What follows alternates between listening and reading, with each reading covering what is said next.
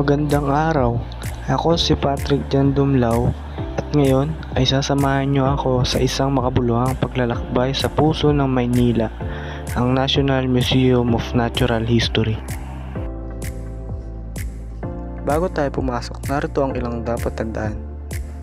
Ang pagbisita sa museo ay libre ngunit kinakailangan magparehistro sa kanilang website upang makakuha ng schedule para sa pagbisita. Bawal kumain o uminom sa loob ng museo upang mapanatili ang kalinisan.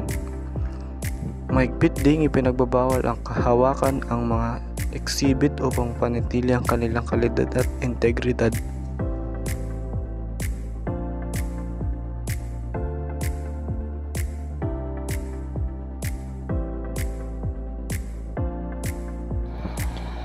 Unang palapag, makikita natin sa museo ang ating napakagandang Tree of Life.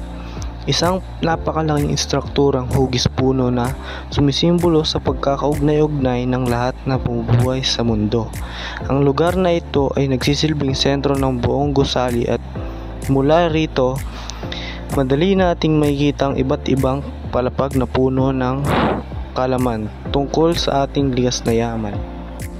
Matatagpuan natin ang Lower Entrance Hall, Lower Courtyard, Education and Function Halls at Visitor Services.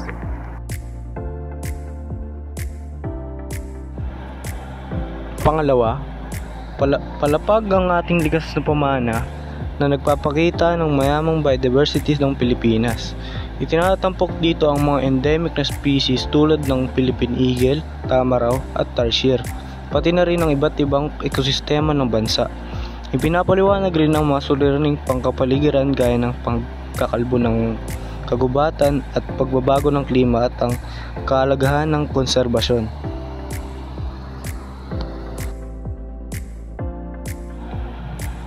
Sa ikatlong palapag ng Pambansang Museo ng Likas na Kasaysayan, matatagpuan ang mga galereyang naglalaman ng mahalagang impormasyon tungkol sa ating likas na yaman.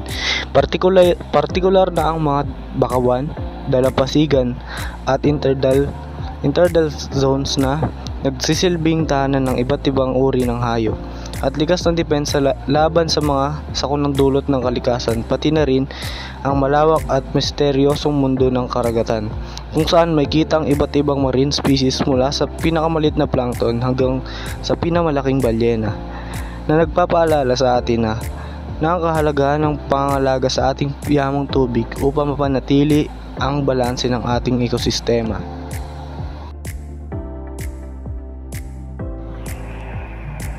Sa ikaapat na palapag ng mas malaliman nating maunawaan ang kahalagahan ng ating likas na yaman sa pamamagitan ng iba't ibang ekosistem na matatagpuan dito. Ang mossy, montane at pine forest na tahanan ng maraming endemic na hayop at halaman. Ang lowland evergreen forest na siyang nagbibigay ng malinis ng hangin at tubig.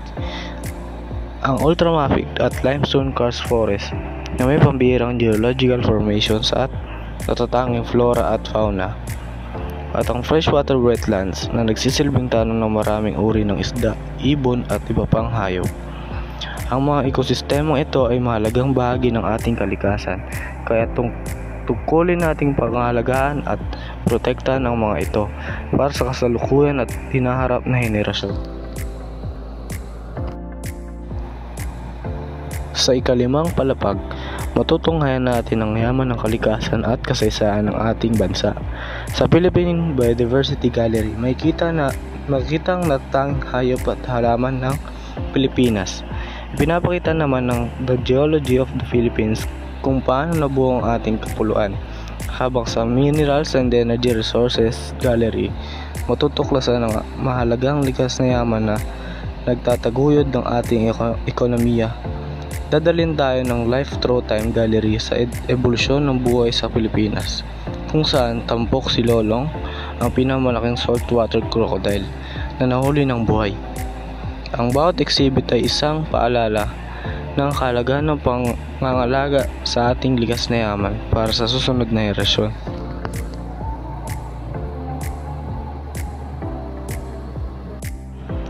Maraming salamat sa inyong pagsama sa aming paglalakbay sa National Museum of Natural History.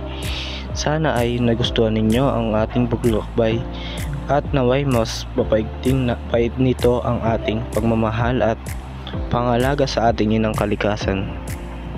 Hanggang sa susunod na lakbay sa Naysay.